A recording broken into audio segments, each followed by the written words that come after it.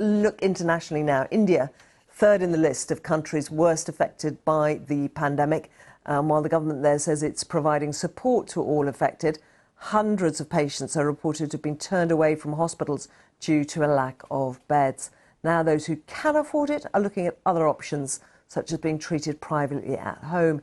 Nitin Srivastava reports. A residential apartment block in a wealthy Delhi suburb. It's home to more than 600 people and an isolation ward for COVID-19 patients. The government has increased bed capacity, but patients like Mr. Mehta prefer their own facilities like these. After testing positive, I went to a government hospital, but decided not to get admitted because of the excessive crush and overcrowding.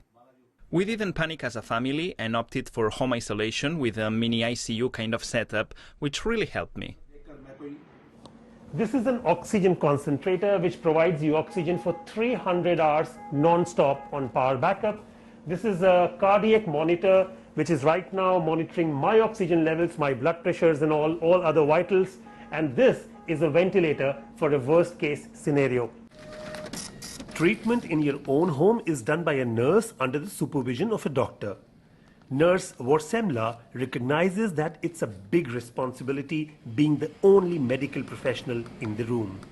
At home, the doctors are not available physically, so the nurse should be competent enough to handle the critical situations and should be able to prioritize the things like when to communicate the doctors and how to communicate it. This service comes at a price. At $150 to $200 per day, these mini ICUs aren't affordable for the majority of Indians. But demand is rising. The demand is very high. Every day, currently around 5 families, it means that we are boarding the 25 to 30 patients every day of COVID, and we are taking the next patient with the waiting period of 24 hours. The government allows only asymptomatic or patients with mild COVID symptoms to be treated at home.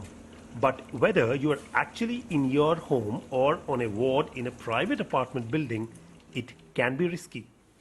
If somebody says that I have converted the community center or a gymkhana or a center in the community area into this ICU, or we have converted into the COVID care center, there the only problem would be that there won't be a medical personnel to monitor these cases.